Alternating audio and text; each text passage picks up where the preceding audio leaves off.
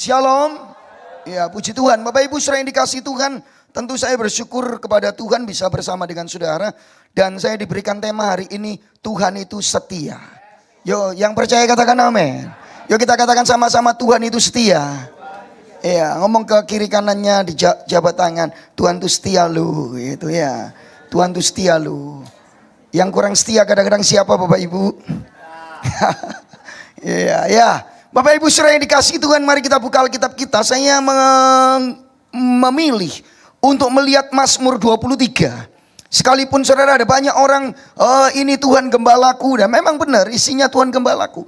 Tetapi paling indah gambaran dari kesetiaan Tuhan ada di Mazmur 23. Mari kita membaca bersama-sama Mazmur 23 ayat 1 sampai dengan ayat yang ke-6 ya. Sama-sama ya Bapak Ibu, kita baca bersama dengan bersuara. Yang udah ketemu katakan amin. Ya, bagaimana gak ketemu, di depan sudah ada ya. Saudara, kita baca bersama Mazmur 23, semua membaca dan memperkatakan firman Allah untuk dirinya. Sama-sama yuk, 1, 2, 3. Mazmur Daud. Tuhan adalah gembalaku, takkan kekurangan aku. Ia membaringkan aku di padang yang berumput hijau. Ia membimbing aku ke air yang tenang. Ia menyegarkan jiwaku. Ia menuntun aku di jalan yang benar oleh karena namanya. Sekalipun aku berjalan dalam lembah kekelaman, aku tidak takut bahaya, sebab Engkau besertaku. Gadamu dan tongkatmu itulah yang menghibur aku.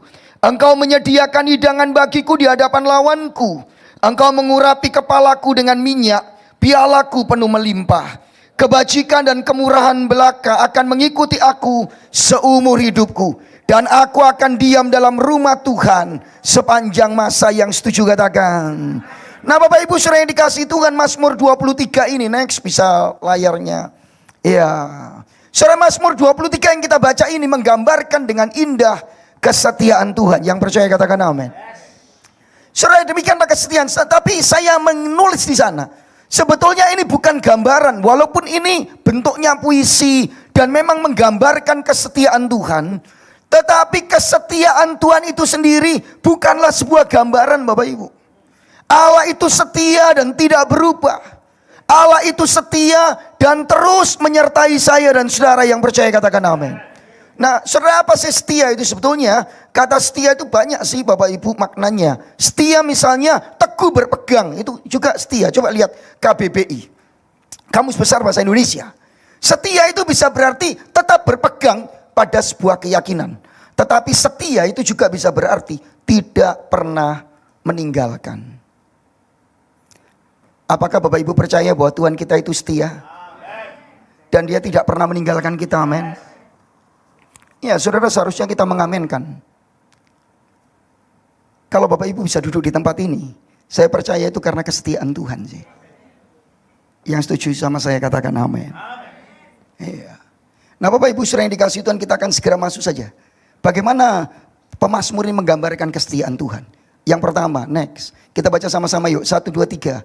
Kesetiaan Tuhan nyata di tempat-tempat terbaik dalam hidup kita. Saudara yang setuju ngomong amin dong. Iyalah. Saudara, mazmur ini mazmur yang indah. Lihat ayat 1, 2, 3. Ya, saya sampai ayat 3. Itu tempat-tempat yang terbaik. Tuhan adalah gembalaku, takkan kekurangan aku. Ia membaringkan aku di padang yang berumput hijau. Ia membimbing aku ke air yang tenang. Ia menyegarkan jiwaku. Ia menuntun aku di jalan yang benar oleh karena namanya. Indah kan Bapak Ibu? Saudara, sayang ya, Surabaya ini kan kota. Tidak bisa kita lihat orang itu menggembalakan domba. Gembalakan bebek juga nggak bisa sih saudara. Ya, saya nggak punya gambaran yang lain. Tetapi kalau Bapak Ibu tahu, saudara, domba-domba itu dituntun, dibawa. Biasanya istilahnya orang Eropa itu angon Bapak Ibu ya. Angon. Jadi saudara bawa domba-dombanya kemana? Ke padang yang berumput hijau. Menyenangkan kan? Kemudian ke air yang tenang. Dan ke jalan yang menuntun aku di jalan yang benar. Saudara, bukankah ini tempat-tempat yang baik, tempat-tempat yang indah? Dan saudara, kita melewati hidup kita, kalau kita ada, kita bisa, saudara, kita bisa melihat kesetiaan Tuhan di tempat-tempat yang terbaik di dalam hidup saya dan saudara. Yang setuju katakan amin. Ya, Kalau sampai itu aja kita nggak bisa melihat kesetiaan Tuhan, wah sudah parah sih sebetulnya kita ini. Loh, saya harus ngomong ini jujur ya. Nah, ternyata ada juga yang berkata, ya ini kan karena saya bisa bisnis. Ketika semua diberkati Tuhan, kesehatan kita prima, semua diberkati Tuhan. Loh, saya olahraga, saya lari setiap hari. Bapak Ibu saudara yang dikasihi Tuhan, tapi beberapa orang di tempat-tempat terbaiknya tidak bisa melihat kesetiaan Tuhan. Tapi saya mendorong saudara lewat kebenaran firman Allah. Kalau kita ada hari ini, semua karena kesetiaan Tuhan. Yang setuju yo ngomong amin Bapak Ibu. Saya ini saudara lahir dari anak pendeta. Saudara. Ya ini sama Pastor Joshua ya. Joshua ya. Iya anak pendeta. Kalau nggak percaya tanya papanya. Saudara. Nah saya anak pendeta yang saudara-saudara. Tapi saya melihat Tuhan itu baik sekali. Saudara-saudara dan saya hidup selalu dipelihara oleh Tuhan. Saudara-saudara saya berpikir kapan ya. Saudara di tempat-tempat terbaik dalam hidup saya. Mari saudara-saudara bukan karena kita rajin olahraga. It's okay, harus rajin olahraga. Saudara kita pintar bisnis, kita ngatur semuanya. Puji Tuhan. Tapi Bapak Ibu saudara yang dikasihi Tuhan di belakang itu. Ada tangan Allah yang menopang dengan setia. Sehingga kita sampai pada titik ini. Dan saya berdoa supaya di tempat-tempat terbaik ini. Mari kita bisa bersyukur dan berkata Tuhan semua karena kesetiaan-Mu. Ini bagian pertama, secara cepat aja bagian pertama. Tapi saudara jangan pernah lupa bagian ini. Karena di tempat-tempat kita diberkati Tuhan, dipelihara Tuhan. Semua baik. Sebetulnya di belakang itu ada Tuhan yang begitu setia menopang saya dan saudara. Yang kedua, cepat ya saudara-saudara. Saudara mau cepat atau lambat ini saudara? Yang kedua, yuk kita baca sama-sama. 1, 2, 3. Kesetiaan Tuhan semakin nyata di tempat-tempat tersulit dalam hidup kita. Nah ini agak susah sih. Ada amin? Saudara kalau saudara membaca ayat yang ketiga itu berubah. Saudara perhatikan ayat yang ketiga. Saya bacakan saja saudara. Iya ayat yang ayat yang keempat dan ayat yang kelima. Ya. Sekalipun aku berjalan dalam lembah apa Bapak Ibu? Kekelaman. Aku tidak takut bahaya sebab Engkau besertaku, gadamu dan tongkatmu itulah yang menghibur aku. Ayat yang kelima, Engkau menyediakan hidangan bagiku di hadapan lawanku, Engkau mengurapi kepalaku dengan minyak, pialaku penuh melimpah. Saudara, dua ayat ini adalah tempat-tempat yang sulit. Ini bukan tempat-tempat yang nyaman. Beberapa waktu yang lalu ini dijadikan lagu yang viral. Ini lagu orang Israel yang viral. Gam gam gam kielek. Ya, enggak hafal saudara-saudara.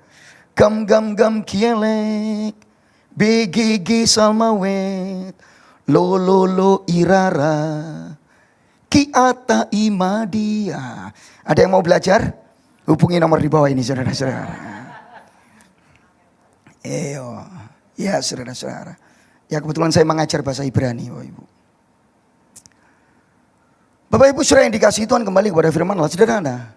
Bukankah di tempat-tempat tersulit ini? Daud berkata sekalipun aku berjalan dalam lembah kekelaman. Saudara dalam bahasa aslinya kata lembah kekelaman yang tadi kita bicarakan itu lembah kematian, salmawet. Saudara kemudian dikatakan di sana sekalipun aku berjalan dalam lembah kekelaman. Bukankah ini tempat-tempat yang sulit, tempat-tempat yang berat? Saudara-saudara yang dikasihi Tuhan dan di tempat-tempat seperti inilah saudara dan saya kadang kita berkata mana kesetiaan Tuhan? Saudara di tempat-tempat yang sulit seperti ini, bayangkan ya, aku ada di lembah kekelaman. Saudara beberapa penafsir itu mengatakan lembah ini di daerah Yeriko. Yang lembah sangat dalam, sekitar 200 meter dalamnya. Sehingga saudara matahari itu jarang, makanya disebut lembah bayang-bayang maut. Matahari itu lama untuk munculnya ya karena dia ada di dalam Bapak Ibu. Sehingga ditutupi dengan semacam dataran tinggi, dataran rendah, dataran tinggi.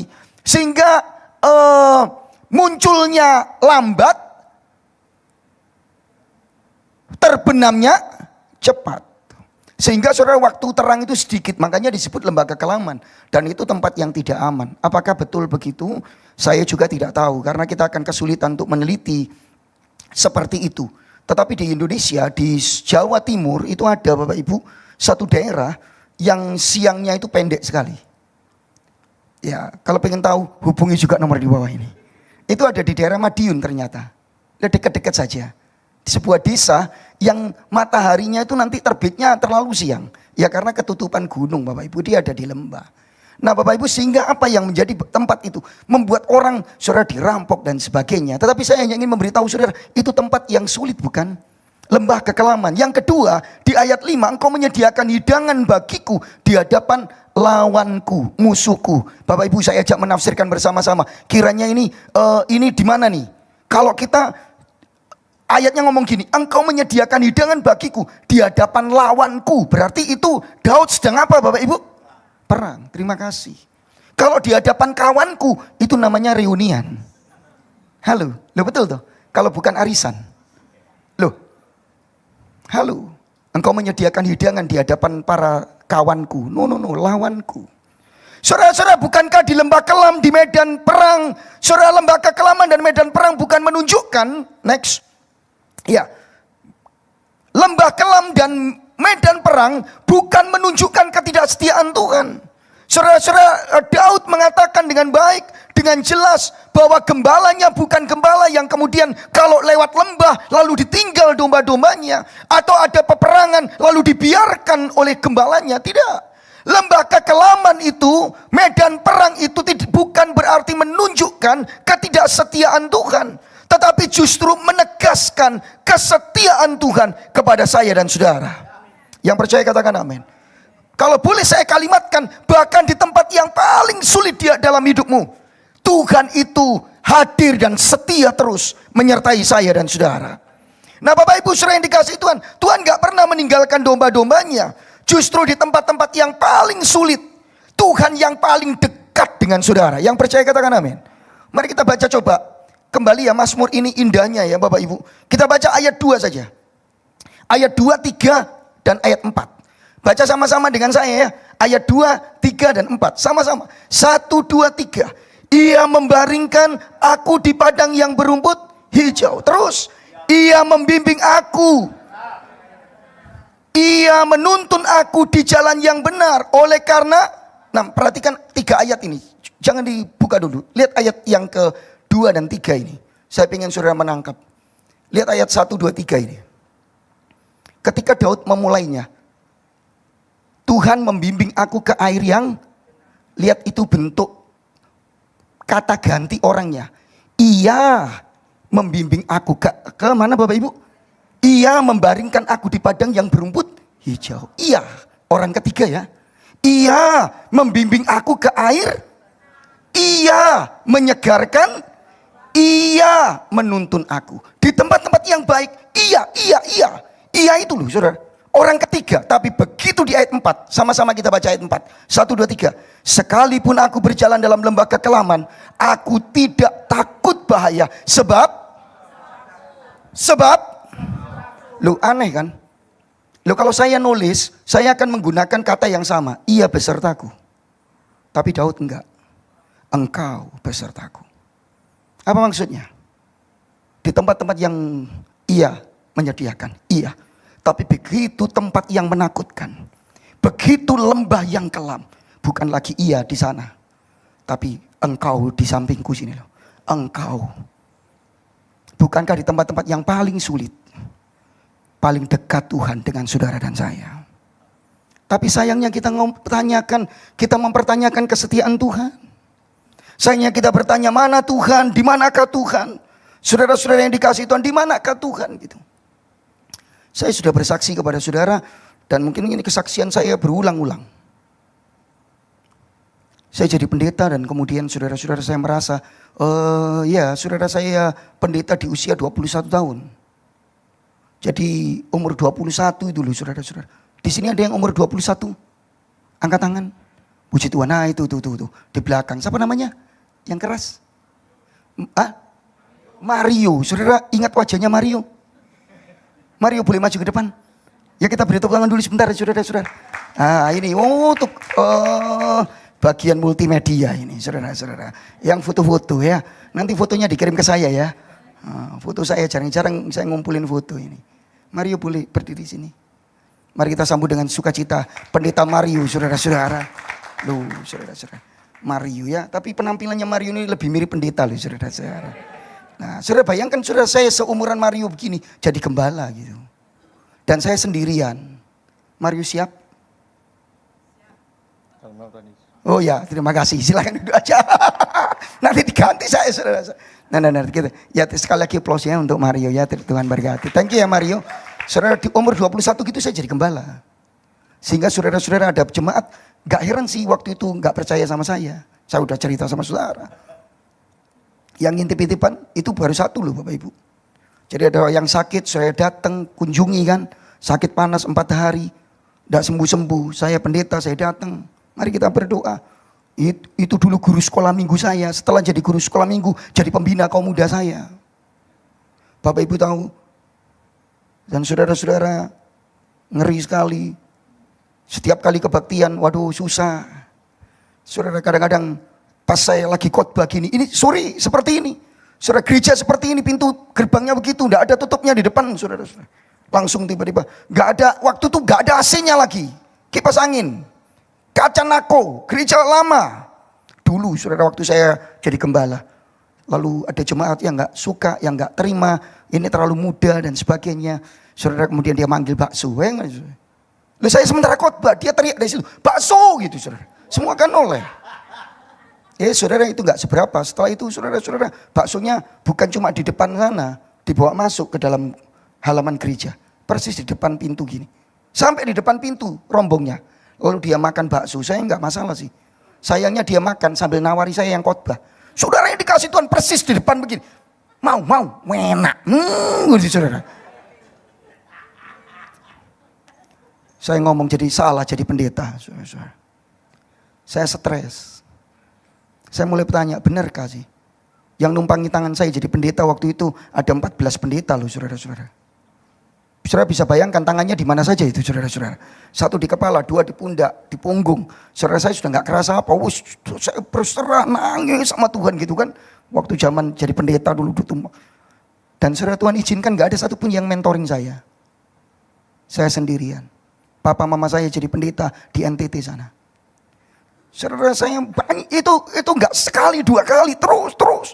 Saudara masih ada lagi yang saya guru sekolah minggu dan semua orang-orang yang lebih jauh lebih senior dari saya. Ya yang sakit itu saya ajak doa. Sakit 4 hari panas gak turun-turun. Sakit apa Bu? Oh ya saya panas Pak. Gak manggil Pak lagi, manggil nama saya sih. Lukas gitu. Loh ini gembalanya saudara. Ya lu sakit aku. Oh, ya gak apa-apa saya saudara. Lalu kami doa, ada kuasa dalam darahnya. Darah domba Allah. Terus penyembahan, haleluya. Peran saya ini gak enak. Ibu ini masih di depan saya apa sudah gak ada. Soalnya diem aja. Saudara. Saya inisiatif, saya ngintip. Saya lagi ngintip dia juga ngintip saya begini. Jadi gembala sama jemaat intip-intipan. Dan cara ngintipnya itu saudara-saudara ngomong, kamu mau doakan saya tak gitu. Kamu masih kecil gini mau doakan saya, mau tumpang tangan saya. Dah enak sekali.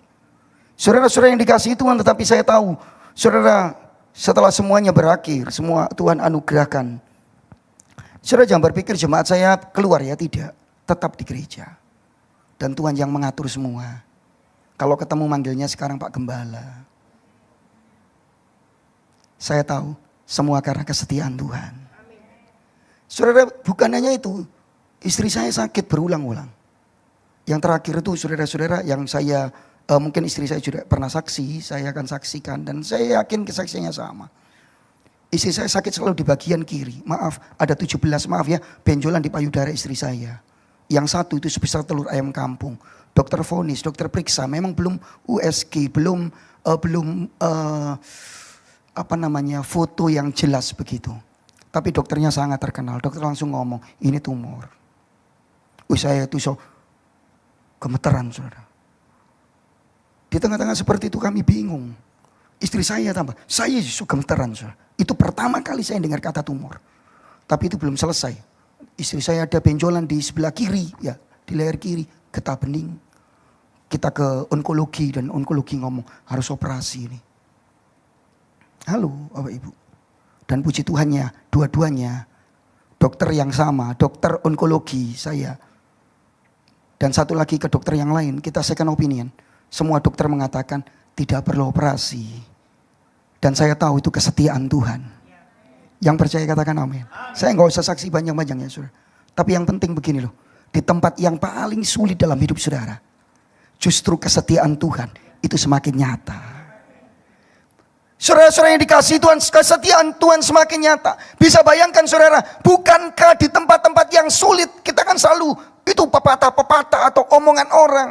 Kawan yang mana Bapak Ibu? Teman yang mana yang setia? Waktu saudara banyak uang atau waktu kita dalam pergumulan? Teman yang mana yang tetap di tengah pergumulan atau yang hanya senang-senang saja? Ya teman yang di pergumulan kan.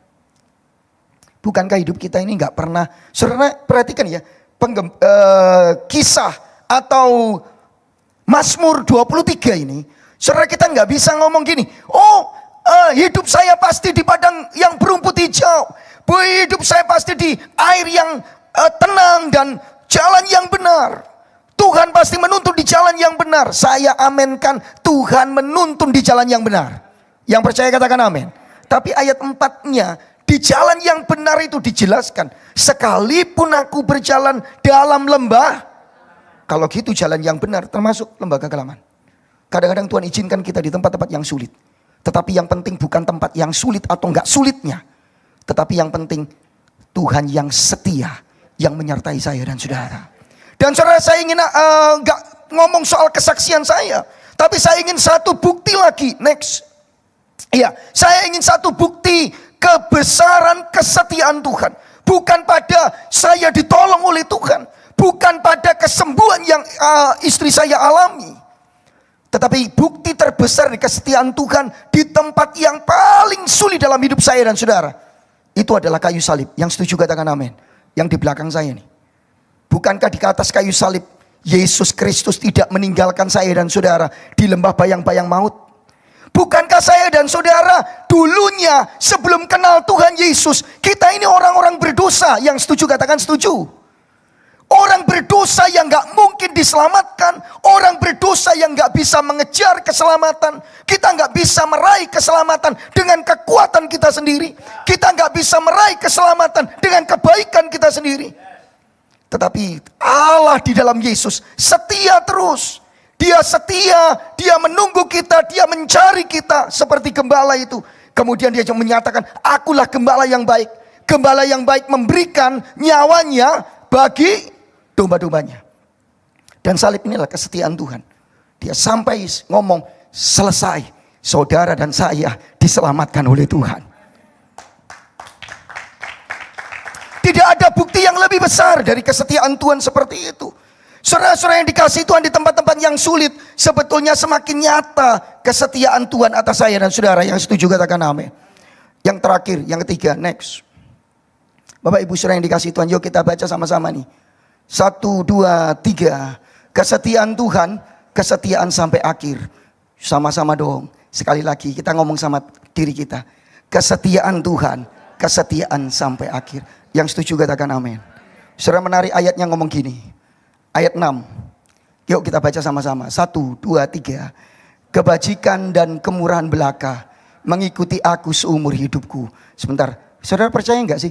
Kebajikan dan kemurahan belaka akan mengikuti hidup saudara seumur hidup saudara. Amin. Seumur hidup saudara. Seumur hidup kita. Tuhan setia seumur hidup saudara. Halo. Dan dia akan pernah meninggalkan kita seumur hidup kita loh Bapak Ibu. Tuhan itu setia. Paling tidak saya bisa melihat itu dalam kehidupan orang tua saya yang sudah tidak ada dipanggil Tuhan. Saya bisa melihat kehidupan dan saya bisa meyakini ayat ini benar. Bahwa seumur hidup saya Tuhan akan setia. Kebajikan dan kemurahannya mengikuti aku. Yang percaya katakan amin. Next. Kesetiaan Tuhan bukan hanya seumur hidup. Ayatnya memang begitu, seumur hidupku. Tapi lanjut ayatnya. Dan aku akan diam dalam rumah Tuhan. Apa Bapak Ibu? Sepanjang masa. Kesetiaan Tuhan yang memelihara dan memberikan kepastian kita. Jadi saudara-saudara yang dikasih Tuhan, kesetiaan Tuhan bukan kesetiaan sampai umur kita selesai. Tapi kesetiaan Tuhan sampai selama-lamanya. Kesetiaan Tuhan yang memastikan kita, perjalanan hidup kita sampai pada akhirnya kita di rumah Tuhan sepanjang masa atau selama-lamanya. Yang percaya katakan amin. Selama-lamanya Bapak Ibu. Sepanjang masa, selama-lamanya.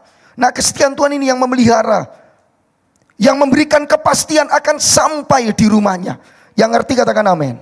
Saya pernah ditanya, saudara, apakah saudara percaya bahwa keselamatan kita, iman kita kuat sampai akhirnya pasti? Yang percaya katakan amin. Yang percaya katakan amin. Loh, ada yang nggak percaya, saudara? Kita ini iman kita sampai akhir. Yang mau setia sampai akhir katakan amin. Saudara percaya kita sampai akhir ke rumah Bapa di surga. Amin. Kenapa sih kita percaya gitu? Salah kalau saudara berpikir gini, saya percaya karena saya pasti ngikut Tuhan terus sampai selama-lamanya. Ada lagu itu loh, sekali Yesus tetap Yesus. Saya amin kan sih. Tapi lagu itu atau kata-kata kita, saya sampai akhir, itu tidak didasarkan kepada kekuatan kita. Lihat ayatnya. Tetapi didasarkan kepada Tuhan. Daud ngomong, dan aku akan diam dalam rumah Tuhan sepanjang masa. Itu karena kebajikan dan kemurahannya mengikuti aku sampai akhir hidupku. Sehingga aku sampai di rumah Tuhan, tinggal di sana selama-lamanya. Kalau gitu Bapak Ibu, yang menentukan kesetiaan kita, yang membuat kita mampu setia sampai akhir, bukan kekuatan kita, tetapi kesetiaan Tuhan. Yang percaya katakan amin. Saudara, ini saya kutipkan Yudas pasal 1 ayat 24.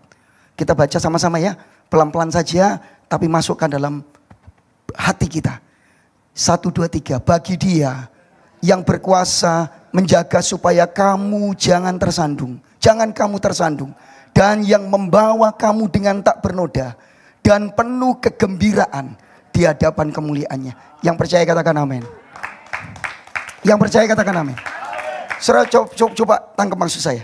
Bayangkan kalau yang pegang, saudara, saya ingin akhiri dengan ilustrasi itu. Tapi saya pikir, bayangkan ya, kalau saya memegang, saya memegang ini. Saudara, ini mimbar, saya angkat sedikit, saya pegang terus begini. Kalau saya yang pegang, sampai kapan saudara? Sampai kapan kira-kira? 1 jam saya kuat? Terima kasih Pak Yohanes, ini baik. Bisa. Oh, berarti yakin saya kuat saudara-saudara. Saya sedih karena sebagian besar malah gak mungkin. 5 menit tok paling ya. Saudara menghina saya lemah ya. Saudara gak pernah nge-gym. Ya memang gak pernah nge-gym pendeta ini. Saudara-saudara kadang-kadang waktunya gak ada. Di rumah aja saya sempat. Olahraga sempat. Setelah itu ya sudah alat-alatnya saya taruh saja. Saudara, lebih banyak makannya daripada nge-gymnya. Nah Bapak Ibu, seberapa kita mampu mengangkat ini? Kalau tangan saya yang mengangkat ini 1 jam mungkin tidak sampai lepas sudah. Tapi bayangkan kalau Allah yang memegang. Halo, satu kali ada bapak mau nyebrang jalan sama anaknya. Terus papanya ngomong, pegang tangan papa. Ini jalannya agak rame.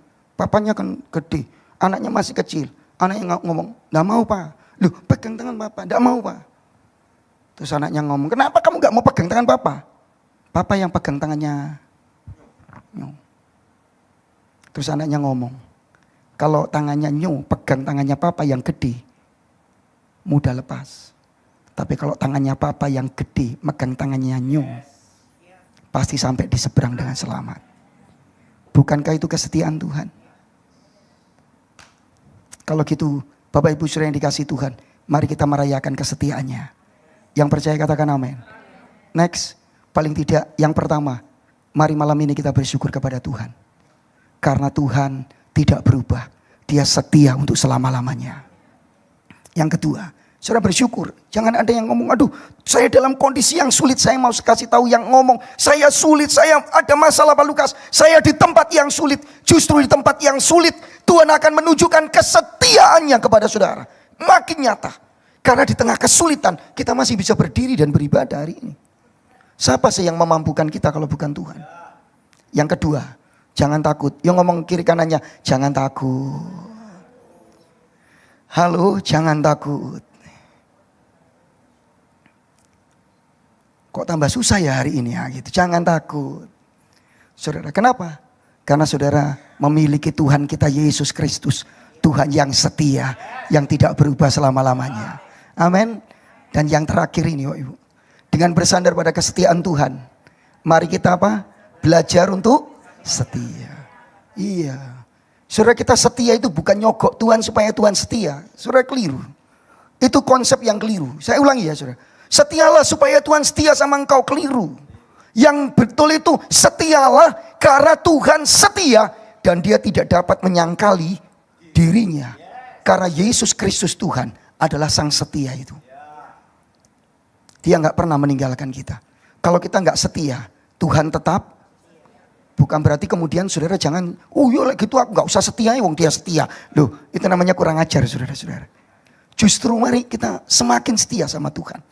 Karena Tuhan setia kepada saudara.